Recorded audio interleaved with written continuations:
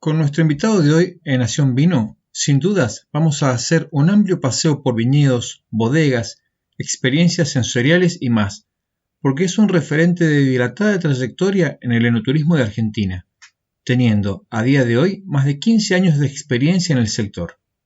Sommelier de vinos y de aceites de oliva, tiene además una certificación por The Court of Master Sommeliers y también por WSET.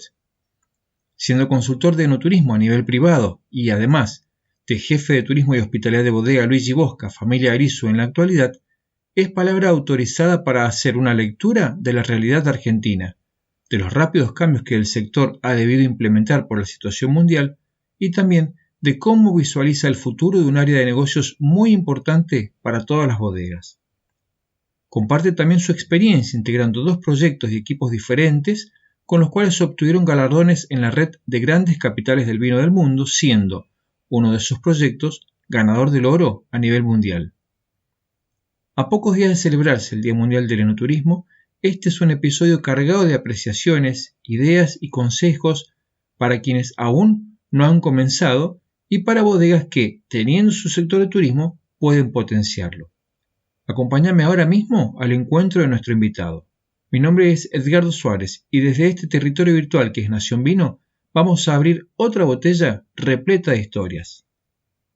Este episodio es patrocinado por Bodega Corral de Palos de San Luis y A la Par Espumosos de Mendoza. Conoce más en corraldepalos.com y alaparespumosos.com.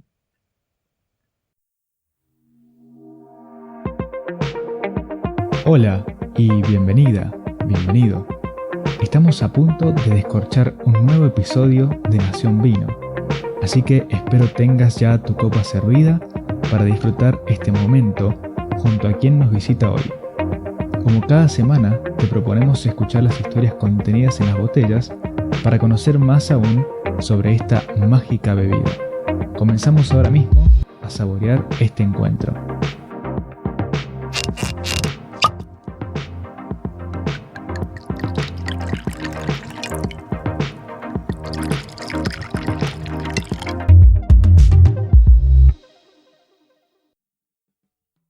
Con nuestro invitado de hoy en Nación Vino, sin duda vamos a hacer un amplio paseo por viñedos, bodegas, experiencias sensoriales y más, porque es un referente de dilatada trayectoria en el enoturismo de Argentina, teniendo, a día de hoy, más de 15 años de experiencia en el sector.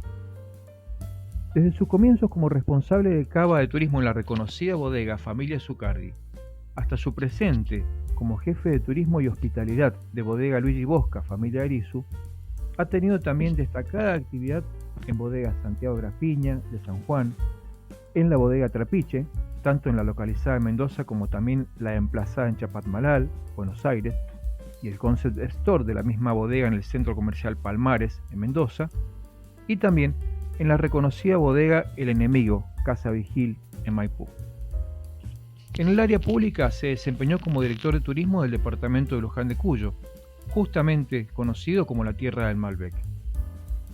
Sumado a este detalle de labor profesional relatado, debo agregar que también dirige su propia consultora de enoturismo desde el 2016 y justamente por su nutrida experiencia en el sector, además de otras especializaciones que lo colocan en una posición destacada como persona de consulta y referencia en temas vinculados a turismo, vinos y también de aceites de oliva y gastronomía temática.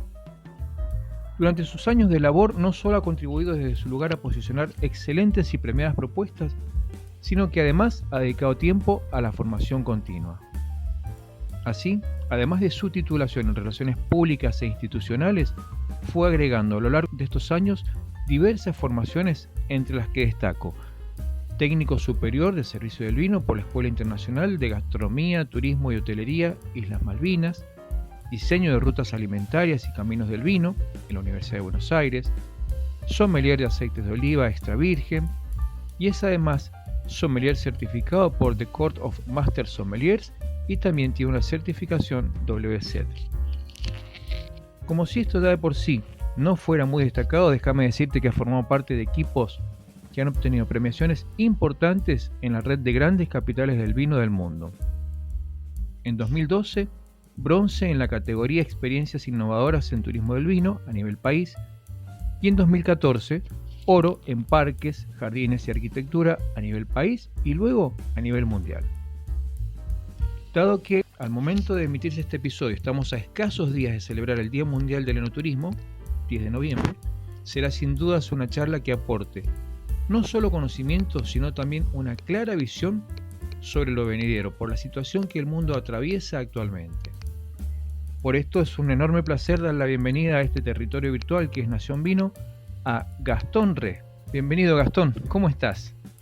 Muchas gracias, Eduardo. Muy bien, gracias por la presentación. Por favor, un placer. Como menciono siempre, Gastón, este podcast trata sobre descorchar historias de vida en torno al vino y por eso, si te parece, vamos primeramente a los orígenes. Llevas muchos años, como mencioné, en el mundo del vino. Entonces, contame por favor cómo llegaste a este presente, en qué momento te diste cuenta y por qué que el vino estaría tan presente en tu forma de vida.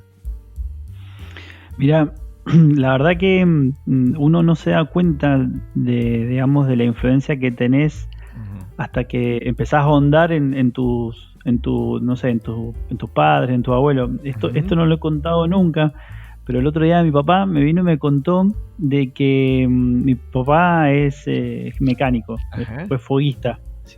Es decir, estuvo en la marina y luego trabajó en el petróleo como calderista, que le conocen. Pero mi abuelo, es decir, su papá, fue mecánico de tractores acá en Mendoza, sí. Y me contaba mi papá hace muy poquito una anécdota que yo no había escuchado nunca, que mi abuelo recorría todos los viñedos de Mendoza. Se conocía todos los viñedos de Mendoza porque trabajaba para una agencia que vendía tractores, sí. Y la diferencia de esta agencia era hacerle el servicio en el campo. Entonces me contaba mi papá que una forma de agradecimiento de los chacareros, de los viticultores, era a mi abuelo darle obviamente vino y darles también fruta, verdura, así que decía que en la casa de mi abuelo nunca faltaba ni la fruta, ni la verdura, ni el vino. Entonces vos ahí te das cuenta que mi abuelo era originario de Buenos Aires, sí. De un pueblito muy chiquito que se llama Ayarza, Emilio Ayarza. Pero vos te vas dando cuenta cómo se te va metiendo la tierra en tus genes. Y nada, y después te das cuenta que solo eso te tira. Mi hermano es mecánico y yo terminé relacionado con el vino de la parte más linda del vino, me parece que es la parte del enoturismo. Sí. Así yo lo acabo de descubrir hace escasos días. Y después por mi lado, sí, la verdad que además me gusta, por ejemplo, perderme en los caminos de Maipú, sí. O del Valle de Uco, viste, que vos vas andando y decís, che, ¿dónde dará esta calle? Y te metés, y empezás a meterte y encontrás bodegas abandonadas, casas enormes patronales abandonadas, viñedos, y vos decís lo que era la vitivinicultura en la Argentina antes. Bueno, y eso vos decís, ¿de dónde sale eso? Bueno, ahora tengo la explicación. Era mi abuelo que se metía y recorría todos los viñedos de acá de la provincia dando el servicio de mecánico de tractores, de la marca Fiat. Y eso fue, digamos, lo que acabo de descubrir, digamos, que es intrínseco, pero mi contacto con el vino, empezó de muy chico, donde en la familia siempre se tomaba vino, de una u otra manera, la típica que se tomaba vino con soda, sí. Porque era mucho más saludable que tomar otra bebida. Sí, y ya más formalmente fue estudiando inglés. Estudié inglés con un enólogo de Fecovita, Carlos Ponce. Hicimos un par de juntadas y él llevó vino y la verdad que ahí empecé a prestarle atención al vino de otra manera. Él me hizo así como, mirá, tomalo, sentilo, degustalo. Y bueno, yo en ese momento estudiaba abogacía, acá en la Universidad Nacional de Cuyo. Y después de eso, sí, en realidad de formación soy técnico electricista de la Escuela Técnica Industrial Emilio Civil de acá de Maipú. Luego me fui al otro extremo, que es la abogacía, y después me fui a otro extremo, que es la carrera de sommelier, que es el servicio, digamos. Exacto. Así que nada, eso fue, digamos, los cimientos de lo que vino después. Estudiando la carrera de sommelier en la Escuela de las Malvinas, ahí empecé a trabajar en la parte de turismo de la bodega Zucardi. Eso fue raro porque, bueno, estamos hablando año 2004-2005. Bien. Es decir, el turismo del vino estaba empezando a gestarse a lo que conocemos ahora. Siempre hubo turismo del vino, pero no de la manera como lo estamos conociendo ahora. Y bueno, ahí fueron las primeras experiencias que se hicieron. Sí, ha cambiado obviamente muchísimo desde ese momento que decís, incluso con las décadas anteriores, ¿no? Década del 90, década del 80, en donde había un turismo del vino más masivo, con muy poquitas bodegas abiertas al público realmente, ¿no? Pero qué bueno este recuerdo que has traído, o sea, esta relación que has hecho, ¿no? De tu vida presente con la genética, en definitiva, ¿no? Tal cual, que me parece que es así, está metido en la genética, ahí viste que no lo podés negar. Es decir, si tarde o temprano te tiran las cosas que vienen de familia o vienen por los genes. Ajá. Y me decías entonces que, bueno, como no faltaba nunca el vino en tu casa, en la casa de tu padre, o sea, digamos que está esa tradición de consumir vino cotidianamente, o sea, vos de tu infancia, de tu niñez, ¿tenés esos recuerdos de que se consumía vino casi cotidianamente? Sí, totalmente. Bueno, la damajuana en la casa de mi papá y la damajuana en la casa de mi abuelo siempre. Viste, comprar la damajuana, la fraccionaban en botellas más chiquitas y la tomaban. Y bueno, esto que decía Favaloro, una copa de vino al mediodía, una copa de vino a la noche, eso se cumplía y siempre se hizo y se sigue haciendo. Por lo menos mi papá sigue tomando vino. Tu padre Sí, bueno, en el tema del trabajo, como él trabajaba haciendo turnos, no tenía, digamos, la costumbre de almorzar y cenar con nosotros, pero en el momento, en la ocasión de almuerzo o de cena que estaba con nosotros, él tomaba vino, y eso lo viví y lo mamé de chiquito. Claro. Ahora las cosas han cambiado muchísimo, y si querés te puedo contar una anécdota, y ahí te vas a dar cuenta de cómo... Bueno, yo tomo vino primero por la influencia de mi familia y por el trabajo que hago, pero no es la realidad de mucha gente. Y mi hijo más grande, Juan Bautista, que va a cumplir 15 ahora en noviembre, invitó a un compañerito de la escuela, estoy hablando hace 4 años atrás, cuando estaba en la primaria, ahora está en la secundaria, y el chico vino y se quedó a cenar.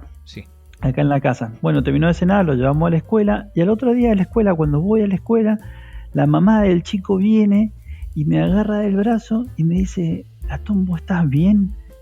Y yo la miro y le pregunto, y le digo, sí, ¿qué pasó? Digo, ¿qué pasó? Tomás se llamaba el hijo. Me dice, no, porque Tomás te vio tomar vino a vos a la noche un día miércoles. Entonces yo ahí me puse a pensar, la mujer tiene la misma edad que yo, 42 años, 43 años, y yo digo, ¿cómo? Para vos es raro que una persona, claro, si estabas tomando vino un miércoles a la noche es porque tenías un problema gravísimo. Claro. Entonces ahí me di cuenta de dónde quedó el nivel de consumo, digamos, ¿por qué estamos perdiendo ese nivel de consumo? Por eso, ¿por qué estamos en 18 litros por persona por año y está cayendo? Claro. Tienen la misma edad. Y para ella no ha vivido lo que yo he vivido, no tiene la costumbre de tomar vino, y para ella tomar vino es tomar vino en la semana porque tenés un problema, y el vino se consume el fin de semana nada más. Bueno, y eso me llevó a replantearme un montón como sommelier cómo estamos comunicando el vino. Claro, justamente, bueno, es un tema que nos daría para otro encuentro, Gastón, sin duda, ¿no? Porque el tema de la comunicación es un punto clave, y lo charlo con todas las personas que están pasando por este espacio del podcast, porque realmente a veces se da esto de una confusión, de una complicación tal vez en cuanto al lenguaje, ¿no? Que se utiliza y la metodología que se utiliza para comunicar el vino. Aún así, bueno, quiero ir muy de lleno a lo que es tu especialidad, que es justamente el tema del enoturismo, ¿no? Dejando de lado por un momento este particular 2020, Gastón, que hay que brindar mucho a fin de año seguramente.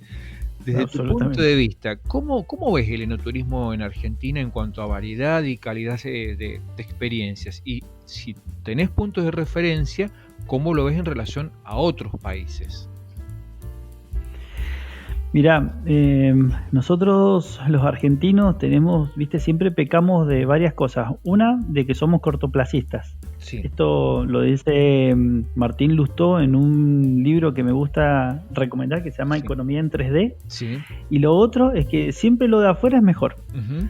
Los chilenos son mejores, los peruanos son mejores, Brasil es mejor, y vos no te das cuenta muchas veces del potencial, del gran potencial que hay acá en la Argentina.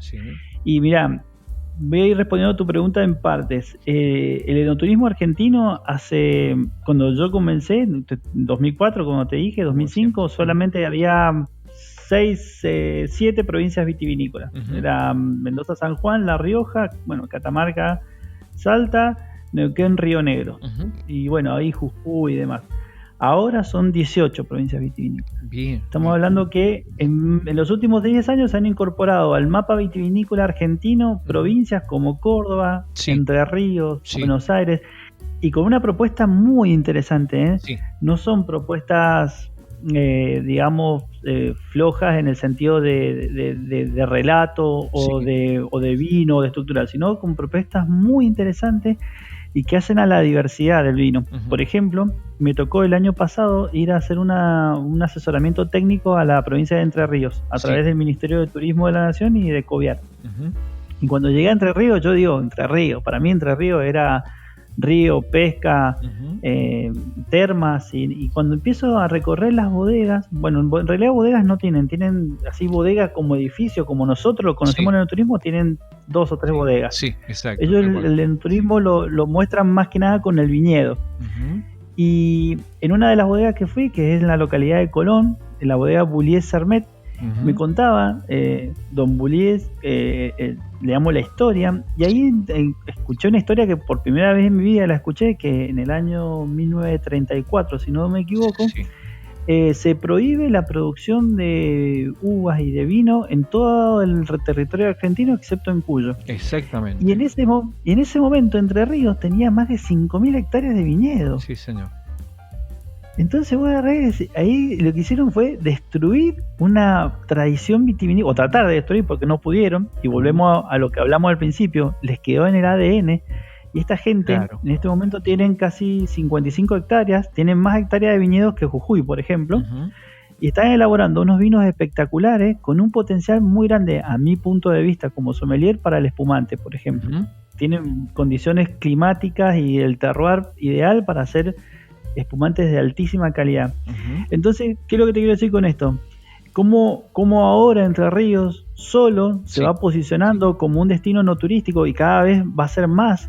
Y yo creo que a futuro uh-huh. esto va a seguir creciendo, se va a seguir desarrollando. Es la tendencia a nivel mundial, que es algo rarísimo. A nivel mundial el consumo de vino está cayendo, pero el turismo del vino está aumentando.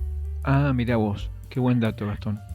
Entonces es como que no se explica, es decir, ¿cómo? Estamos yendo más a bodega, estamos conociendo más la cultura del vino y se está dejando de tomar vino. Entonces, ahí hay una disociación a nivel mundial que muchos no entienden. Y acá en Mendoza, está creciendo muchísimo. En Mendoza no solamente nuclea el 70% de la producción de vino, sino que también más del 70% de la oferta enoturística del país. Exacto. Y eso es algo que, nosotros somos un referente en el enoturismo a nivel latinoamericano por la cantidad de experiencias que tenemos uh-huh. y la cantidad de regiones vitivinícolas que están haciendo. Chile, de hecho, tiene una región vitivinícola tan rica o más que nosotros, uh-huh. pero no tiene la cantidad de bodegas abiertas al turismo que tenemos nosotros, uh-huh. por ejemplo. Sí. ¿Sabés qué? Pensando justamente esto que decías en relación a Entre Ríos, lo traigo a colación justamente por ahí para que quede inserto en el episodio. El presidente que determinó que solamente se podía producir uvas y vinos en Argentina, era la región de Cuyo, justamente uh-huh. era entrerriano. Así tal cual, justo José Urquiza. Exactamente, así que una paradoja, porque sí. Realmente. Y aparte de esta experiencia en Entre Ríos, Gastón, sé que también estuviste el año pasado en Tucumán trabajando en temas similares, ¿verdad? ¿Y cómo veías Tucumán? ¿Qué experiencias viste en Tucumán, por ejemplo? Bueno, es increíble. Tucumán me encanta. Es una localidad, la localidad, digamos, de los valles Calchaquí, de todo lo que es bien. Pasando Tafí del Valle, Tafí, Amacha, Colalao, toda esa zona me encanta. Y Tucumán tiene una vitivinicultura muy diferente a la entrerriana y a la mendocina. Uh-huh. Los productores son productores pequeños, no hay grandes bodegas. Uh-huh. Hay un par así de bodegas que para nosotros acá, llevado al tamaño de las bodegas de Mendoza, serían bodegas medianas, para ellos son bodegas enormes. Y algo para destacar de Tucumán es que la ruta 40 atraviesa Tucumán solamente 12 kilómetros y une un valle muy importante en Catamarca, que es Santa María, el Valle de Santa María, donde se hace una producción de uva pero de muchísima calidad. Los agrónomos dicen que es un valle que tiene el potencial del mismo que el Valle de Uco y el Valle de Pedernal de San Juan, y lo que sería Cafayate. Y en Tucumán hay una particularidad que es la bodega de los Amaicha. Es la única bodega que está en manos de los pueblos originarios acá en la Argentina, y es una de las 3 bodegas que hay en el mundo. Mirá qué interesante. Hay una bodega en Nueva Zelanda que también está en manos de los originarios, y otra en Canadá. ¿Qué es lo bueno de esto? Vos vas a hacer el recorrido de la bodega de los Amaicha, bodega comunitaria de los Amaicha, hacen un Malbec y un vino de uva criolla, muy buen vino, muy rico vino. Y vos ves la cédula real, hay un documento, una copia del documento de la cédula real del año 1780, donde le reconocen la independencia del pueblo de los Amaicha. Entonces vos te das cuenta que estás en una localidad y en un lugar que no es argentino, sino que es de los nativos. Claro. Es decir, porque ellos son anteriores al Estado argentino. Exacto. Bueno, esas cosas que tiene Tucumán que son fantásticas. Bueno, ni hablar de la gastronomía, ni hablar de todo lo que está relacionado ahí en Colalao. Así que son localidades muy lindas para visitar, muy lindas para recorrer, súper accesibles en el precio, en lugares para alojarse y demás. Y bueno, también fui digamos, hacer un asesoramiento técnico a través del Ministerio de Turismo de la Nación y Coviar. Lo mismo que hice en Entre Ríos, me tocó también con Tucumán. Y la verdad que me sorprendí. Es decir, yo sabía el potencial que tenían más o menos las 2 provincias, pero cuando llegas, ahí te das cuenta de la magnitud que tiene todo esto. Claro. Es muy bueno lo que traes a colación, justamente por esto, ¿no? De mostrar la diversidad que hay en Argentina, como bien lo decías antes, ¿no? De 7 provincias vitivinícolas a 18 en la actualidad, y aparte con opciones tan distintas y tan diversas, como decíamos, ¿no? En cuanto a experiencias, en cuanto a estilos de vino, realmente me parece valiosísimo, ¿no? Y por lo que veo entonces un potencial de seguir creciendo de una manera muy interesante, Gastón, ¿verdad? Sí, mirá, ahí en Tucumán hay una bodega que te recomiendo si la podés conocer y si podés probar los vinos, se llama Altos La Ciénaga. Altos La Ciénaga. El enólogo es el Rolo Díaz. Sí, es un tipo de ahí de la zona que estudió enología ahí mismo, la tecnicatura, y hace vino. Y el tipo muy humilde, pero con una calidad de vinos espectaculares. Tal es la calidad de vino que sacó 92, 93 puntos de Tim Atkins. Mira vos. Entonces voy a decir, si vos vieras si vos vieras la bodega es como un galpón con unos tanquecitos de acero inoxidable, hace muy poco volumen, y vos decís, si este tipo, con los pocos recursos que tiene, pero toda la fuerza que tiene el terruño, porque ellos tienen ahí un viñedo hermoso y lo saben aprovechar, saca este puntaje, imagínate todo lo que hay en potencia ahí dando vuelta. Claro. Sin duda. Así que son cosas que te asombran. Tengo pendiente obviamente de recorrer La Pampa, que no la conozco como zona vitivinícola. Fui hace mucho a Neuquén, Río Negro, cuando era más chico. Pero con estos 2 ejemplos estoy totalmente asombrado. Sí, sin dudas que sí. Como te decía, me parece que hay una diversidad tremenda. Igualmente, ya enseguida en el transcurso de la charla te voy a preguntar también sobre tu experiencia, que lo mencioné en la introducción, Trapiche Chapatmalal, ¿no? Que realmente me parece muy interesante. Pero volviendo ahora a Mendoza y siguiendo en este contexto tan particular, Gastón, de este 2020, ¿no? Ya quiero ir a tu actualidad. ¿Cómo ha sido la adaptación de la bodega Luigi Bosca, familia Arisu? ¿Cómo han transitado estos meses de pandemia? ¿Cómo se adaptaron en una bodega que, entiendo, trabaja mucho el área del enoturismo, ¿verdad? Sí. Bueno, mira, al principio nos afectó como a todos, pero la bodega tiene muy claro que lo principal es la salud de todos sus colaboradores, principalmente, y luego sus clientes y proveedores. Entonces, como el área de turismo está en el corazón de la bodega, es decir, nosotros, la sala de degustación es una pileta reciclada, entonces se decidió cerrar totalmente el área de turismo para proteger no solamente a los visitantes, sino también a los operarios, porque por ahí los operarios se cuidan, hacen cumplen todas las restricciones y viene un turista y te contamina y te afecta la producción. Entendido esto y teniendo en cuenta que todos estamos alineados en eso, la bodega ha cerrado, nosotros hemos seguido trabajando y del equipo de turismo depende del equipo de marketing, somos parte del equipo de marketing. Bien. Y lo que estamos haciendo es darle soporte a la gente de marketing. ¿Cuál es el soporte? Nada, en todo lo que es la comunicación, en todo lo que es, se ha seguido trabajando muchísimo en lo que es la tienda online. Es decir, la tienda online que tenía la bodega estaba prevista para ser activada en los próximos 1 o 2 años. Bueno, a los 2 meses de la pandemia ya teníamos la tienda funcionando a full y siendo un boom la cantidad de vino que se vendió y demás. Que eso también te lleva a conocer y darte cuenta de un montón de cosas que antes no habíamos puesto atención o no teníamos tiempo. Sí lo teníamos en el radar, pero no teníamos tiempo. Así que en eso está el área de turismo de la bodega actualmente. Como bien decías, o sea, esto ha sido por lo que vengo charlando con muchas personas y a la vez también, leyendo y buscando información. La pandemia indudablemente ha acelerado este proceso de digitalización, este proceso de llevar los productos a un espacio de comercialización online. Realmente ha sido muy rápido este proceso de adaptación que ha habido. Ahora, siguiendo en este sentido de hablar del enoturismo, Gastón, ¿ustedes han hecho experiencias de degustaciones virtuales, por ejemplo, desde la bodega? ¿Algún tipo de experiencia que no sea solamente la venta del vino? Sí, nosotros hemos estado en contacto desde el área de turismo con todos los actores de la cadena de comercialización del turismo. Estuvimos en contacto con todas las agencias, brindándoles nuestro apoyo. Hicimos un par de degustaciones con algunas de estas agencias. Inclusive hay agencias que hacían lo mismo que nosotros, entonces tenían reuniones con sus representantes o sus vendedores en Brasil y nosotros aportábamos la parte del vino en el momento que estaban contando sobre Mendoza, sobre el vino.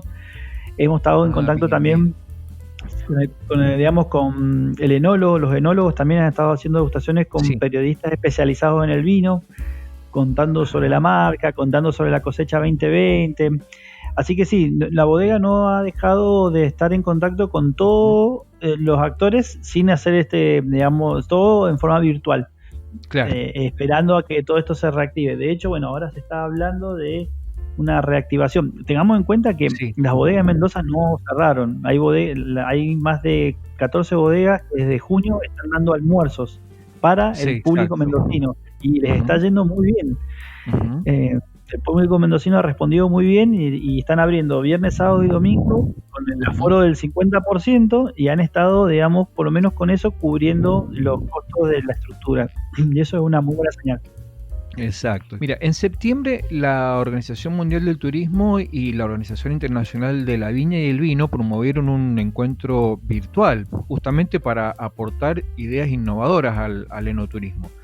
Se destacó que deben haber enfoques creativos de la mano de la tecnología y diversificar experiencias. Incluso hubo una bodega en ese encuentro, Gastón, que expuso sobre una bodega argentina, que expuso sobre la vuelta a lo enogastronómico local, justamente como mencionabas vos recién, ¿no? Esto de atraer el público de la provincia y a potenciar experiencias online enviando paquetes de catering con vinos y comida. En este sentido de, adaptarse a esta realidad, a esta nueva realidad, como bien se menciona, ¿no? ¿Cómo están trabajando ustedes? O sea, ¿ustedes piensan que la digitalización va a estar más presente a partir de ahora? ¿Están pensando en nuevas propuestas de enoturismo en donde lo digital tenga mayor preponderancia? Sí, absolutamente. Mira, con respecto a lo que vos dijiste, yo estuve en esa presentación. Estuviste, bien. Me pareció excelente y fue Lorena Chéparo con todo lo que es Chandon. Exacto. Mira, yo apenas empezó el tema de la pandemia, me planteé, cómo encarar esto, hacia dónde vamos a ir. Sí. Y de todos los webinars y todas las charlas y foros y demás que estuve participando, hubo uno que creo que era el Lab Tour Tech, que lo hacen sobre turismo y sobre las nuevas tecnologías y demás. Un expositor que no me acuerdo cómo se llamaba el muchacho, pero dijo algo muy, muy sensato, que dijo, ya estamos en una pandemia, empecemos a trabajar para la próxima pandemia. Porque es lo que te dije al principio, los argentinos somos muy cortoplacistas. Exacto. Cuando todo esto empieza a funcionar, listo, ya te empezás a preocupar en el mes que viene, en el próximo, pero nunca pensás de acá a los próximos 5 años y qué va a pasar, porque dicen que de acá a 5 años quizás haya una nueva pandemia. Bueno, ¿cómo vas a estar armado para esa nueva pandemia? Está bien, esta nos está dejando muchas herramientas y mucha experiencia. Sí. Habría que ver cómo las optimizamos y las mejoramos en vistas de. Yo creo que esto también tiene que ser una experiencia para prepararnos para que la próxima sea mucho más llevadera y mucho más fácil de transitar. Claro. A nosotros, gracias a Dios, a vos, a mí, a muchos de los que estamos en el rubro, hemos seguido trabajando, haciendo cosas. Sí, tal cual. La ha afectado de una manera Sin duda. muy... Sí, ya sea en la parte económica, a veces en la parte, digamos, sentimental, en la parte psicológica. Entonces, sí.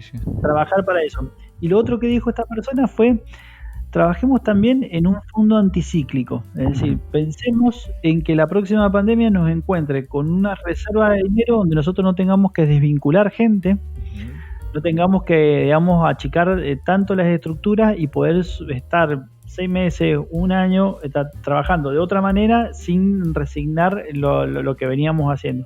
Así que yo creo que esas son para mí las premisas con las que voy a ir encarando toda esta reapertura y todo este trabajo de comenzar a trabajar de nuevo.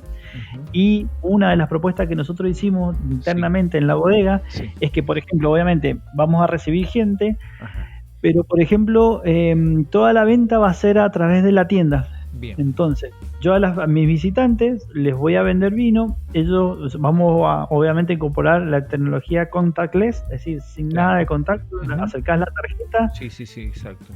no hay contacto de dinero, yo no toco la tarjeta, y bueno, y toda la facturación y todo el proceso va a ser con, digamos, medidas de seguridad cuidadas para que no haya esa transmisión. Y ya que quede, no hacer esto, y ahí está el tema, no hacer esto porque tuvimos una pandemia, no hacer porque sino que estás convencido de que es la nueva forma de trabajo. Y para terminar de contestar tu pregunta, el tema es también esto que estábamos hablando. Ahora nos hemos volcado al turista local, hablando del mendocino. La idea es seguir cuidando ese por lo menos mi apreciación. Porque ¿qué pasa? Ahora cuando empiecen a venir los porteños que son, digamos, un gran, digamos, zona emisiva de turistas, y cuando empiezan a venir más adelante lo que son los chilenos y los brasileros, nos olvidamos del local que nos hizo comer durante 6 meses. El aguante, digamos, por decirlo de forma... Claro, entonces, y se adaptaron los precios, los precios que están cobrando las bodegas para ir a comer ahora no es el mismo que el de enero, febrero, cuando venían brasileros. Entonces, tenemos que buscar la forma de seguir teniendo a nuestro turista local y haciéndolo parte de todo lo que nosotros estamos haciendo, y armar un producto para todos los que son extranjeros o fuera de la provincia de Mendoza. A no olvidarnos de eso, porque nos olvidamos fácilmente. Sin duda, sí, una apreciación muy, pero muy, muy valedera, Gastón. Ahora, la digitalización en cuanto a experiencias de visitas, ¿vos crees que también se podrán potenciar en el caso de Bodegas Argentina, bueno, y puntualmente en el caso de ustedes? O sea, me refiero no solamente desde el punto de vista, como bien decías recién, de la compra de la tienda, sino de ya experiencias virtuales, por ejemplo. Sí, yo creo que es decir, lo más rápido ha sido la parte de compra, es lo que más rápido se ha digitalizado y es lo más fácil. Y bueno, ahora hay otros temas como el tema del traslado, transporte y demás, pero que la logística está funcionando, se está resolviendo, está funcionando. El otro día me tocó dar una charla con gente de Chile, del Valle de Colchagua, y estábamos hablando, y inclusive ellos tienen un potencial que nosotros no tenemos. Ellos tienen libre comercio con Brasil. Entonces, por ejemplo, ellos tienen un turista brasilero, el turista brasilero quiere comprar vino chileno, ellos tienen que agarrar, meter la caja y mandarlo. Acá no se puede hacer eso. Acá nosotros no podemos mandar, o cuesta muchísimo mandar vino. O sea, es la cantidad de brasileros que nos escriben diciéndonos, por favor, queremos una reserva para noviembre, queremos una reserva para diciembre, queremos ir en enero, están desesperados por venir. Y también la compran, te dicen, mirá, quiero comprar vino, ¿cómo haces para mandármelo? Y no hay forma, cuesta muchísimo mandarlo por todas las barreras arancelarias que tenemos entre los dos países. Eso por un lado. Por el otro lado, la parte, como decir, la parte de experiencia, no está desarrollado para mí eso todavía. Hay para hacer, se puede hacer un montón de cosas que tengan que ver con digitalizar o virtualizar la experiencia, digamos, sensorial y de degustación, pero me parece que todavía no hemos pensado bien en eso.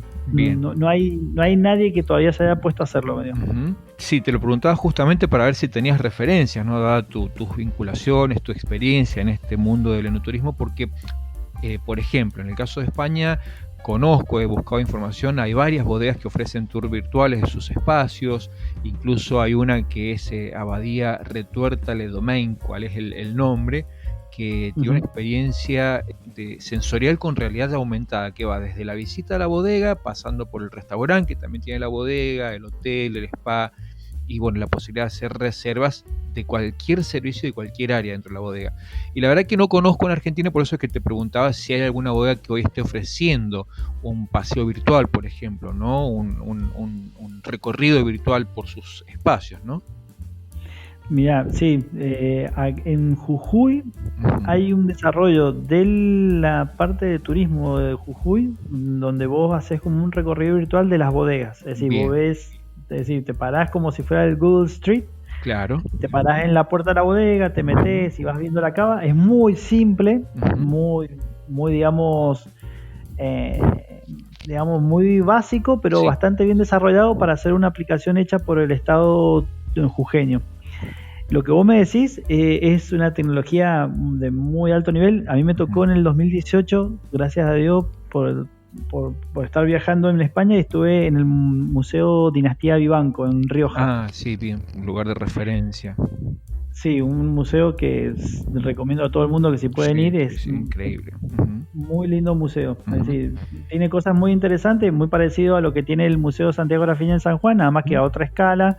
El Museo del Vino en Salta, en Cafayate, muy lindo, muy parecido, nada más que el de Dinastía Vivanco es mucho más grande y con mucho más variedad de cosas, pero básicamente el mismo estilo. También tenía muchas, vos ibas recorriendo el museo y ahí se van activando distintas cosas que vos podías ir viendo, de realidad virtual, de realidad aumentada y demás. ¿Qué es lo que yo veo acá? Acá que se ve, lo que yo me tocó cuando estábamos en Trapiche ver si podíamos armar algo, y la tecnología para activar eso era muy cara y no se veía como un impacto o un retorno digamos que valiese la pena. Entonces por eso directamente las partes de marketing de las bodegas no querían invertir ahí por el volumen de dinero que era, y preferían invertirlo en el marketing tradicional. Claro. Yo creo que el primero que lo haga, si lo hace bien, va a ser como un referente. Y eso estaría bueno porque hasta ahora no hay mucho desarrollado. Claro. Sí, hasta se me ocurre pensar, Gastón, en función de esto que me estás explicando, de que no se ha hecho nada en Argentina, que tal vez hasta podría llegar a ser como una herramienta para potenciar las visitas a futuro, ¿no? El hecho de que justamente por ahí, cuando yo lo esté viendo de manera virtual, diga qué bueno que está esto, para irme directamente a la bodega y poder recorrerla, participar ya de la experiencia de consumir sus vinos, de comer ahí en el espacio. Calculo que podría ser interesante. Así que bueno, ojalá que pronto se pueda potenciar y que, como bien decías, alguna bodega lo implemente. Gastón, yo creo que sí. Volviendo al turismo local y en su versión presencial, pensando en una bodega y pensando ya en una pandemia finalizada o al menos más controlada, una bodega que aún no ha desarrollado el área de enoturismo, dada tu posición de consultor justamente, ¿por qué le sugerirías que debería desarrollar esta área? ¿Cuáles son las ventajas de tener un espacio dedicado al enoturismo dentro de una bodega? Qué buena pregunta, Edgardo. Qué buena pregunta, porque es una pregunta. ¿Cómo no le voy a preguntar esto? Mira, es una pregunta que yo creo que se la deberían hacer primero ellos antes que nada. Porque me ha tocado muchísimas veces sentarme a hablar con gente que tiene un proyecto vitivinícola. Sí. Y nada, vos lo que querés es generar mayor valor, generar trabajo, generar movimiento, todo. Y hay veces que el productor no está dispuesto a eso. De hecho, muchas veces la charla se terminó en ese momento de decir, no estoy tan seguro. Entonces, bueno, si no estás tan seguro, yo no tengo nada que hacer acá, básicamente. Tal cual, sí. Eso pasa, ¿sabes por qué? Porque yo estaba tratando de entender un poco por qué pasa esas cosas. Pero es que tenemos que entender que el enoturismo es algo muy nuevo. La sommelería es algo muy nuevo. El turismo en sí es algo muy nuevo. Entonces vos tenés una industria milenaria, una cultura milenaria que es la del vino, una industria fuertísima en Mendoza como es la industria vitivinícola, y que de repente se amalgama en el enoturismo, con el turismo, con la sommelería, con la experiencia, y es como que chocan. ¿Por qué? Porque vos tenés una industria manejada por ingenieros que cada vez tienen la cabeza más abierta y cada vez son más disruptivos y cada vez hacen cosas más interesantes, y tenés una disciplina o una digamos una actividad como el turismo que es sumamente volátil, desestructurada, súper flexible. ¿Y qué pasa? En esos dos mundos, lo que yo siempre le explico a mis alumnos cuando doy clases, esos dos mundos chocan directamente. No se entienden. Chocan. Ahora cada vez más, ¿por qué? Porque hay muchos enólogos y agrónomos jóvenes, hay muchos agrónomos y enólogos mujeres que tienen otra sensibilidad. Bueno, se está entendiendo el turismo como algo, como el turismo y el enoturismo como algo fundamental. Y creo que acá te voy a ir respondiendo un poco tu pregunta. El enoturismo, y es algo que yo siempre cuento cuando doy clases, es el enoturismo o el turismo del vino dentro de una bodega. Es una actividad transversal a todas las áreas de la bodega. Exacto. Es decir, vos tenés contacto con agronomía porque tenés que ver qué hablas y qué decís del viñedo o de la uva. Tenés contacto con el enólogo porque tenés que saber bien qué es lo que vas a hablar del vino y cómo lo vas a comunicar. Correcto. Tenés contacto con marketing porque es el que te baja la línea de dónde va la marca y cómo es la personalidad de la marca y demás. Tenés contacto con la parte de administración y finanzas porque vos estás facturando, cobrando y sos una unidad de negocio. Tenés contacto, no sé, con mantenimiento porque tiene que cuidarte toda la estética de lo que estás mostrando. Bueno, y así. Entonces, ¿qué pasa? Ese contacto con todas esas áreas tiene un doble filo. Por un lado, estás muy expuesto internamente en la bodega. Y por el otro lado, y que esa exposición está buena, pero ¿qué pasa? Hay muchas veces que dentro de la bodega no les gusta que haya alguien que se exponga tanto. Entonces, bueno, es al área a la que más le pegan, obviamente.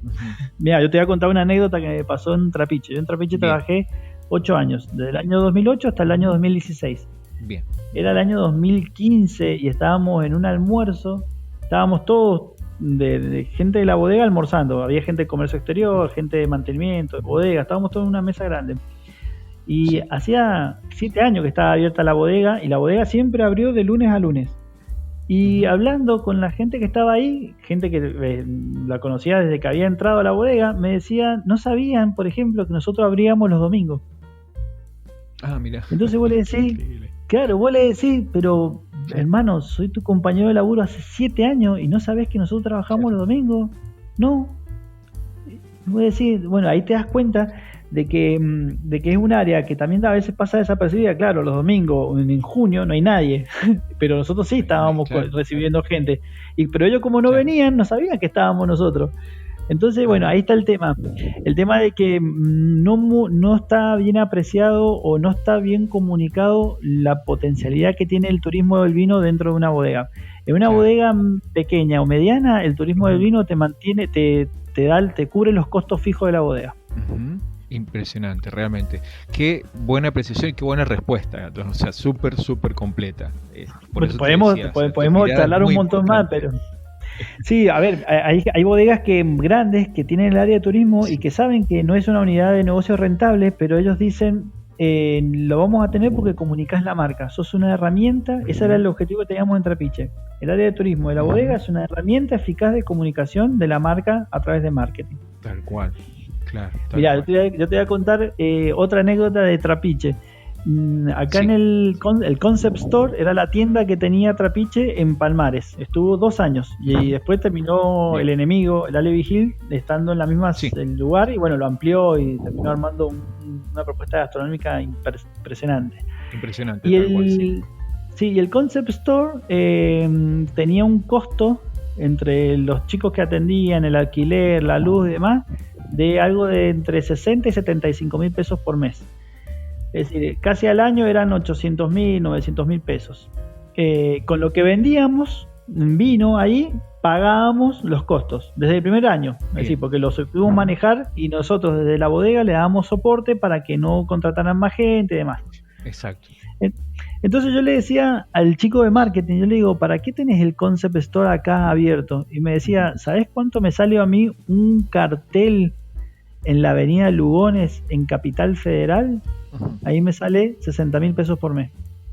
Me dice, pero para mí es mucho más importante el contacto que tenemos con el turista y con el mismo mendocino de acá en Palmares, el nivel de gente que va, el nivel de marca que estaba rodeado. Exacto. Y además hay una relación de Julián Groisman de Palmares y la bodega que tiene, digamos, le compran a uva y demás. Dice que el contacto que yo tengo con el cartel que está puesto en la avenida Lugones en Capital Federal. Claro. Sí, lo ven 25.000 personas al día, ponele. Sí. Bueno, ¿cómo medís vos de que esas 25.000 personas por ver el cartel compraron? Exacto. Y es medio difícil. Bueno, acá en la tienda nosotros vendíamos, qué sé yo, 1.000 botellas de vino por mes. Sí, aparte, bueno, es justamente como te decía, me parece que es la experiencia, ¿no? Del contacto con el producto, la persona que está ahí sintiendo, que está viviendo, que está disfrutando, ¿no?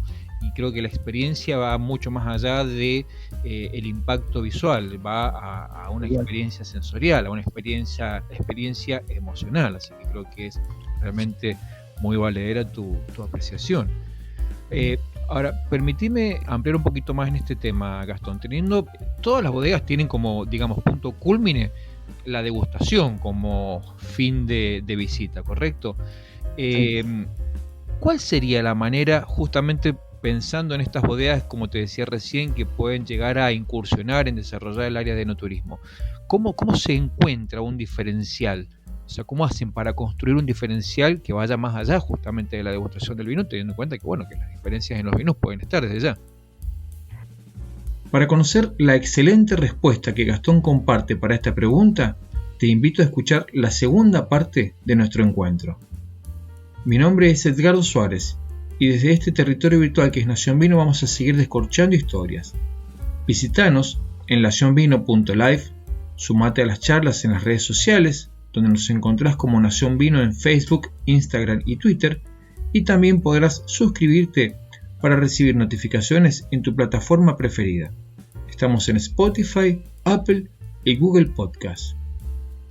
En nuestras charlas virtuales disfrutamos los vinos de Bodega Corral de Palos en San Luis y brindamos para el cierre con espumosos de A la Par de Mendoza. Conoce más en corraldepalos.com y alaparespumosos.com. Hasta nuestro próximo encuentro. Salud.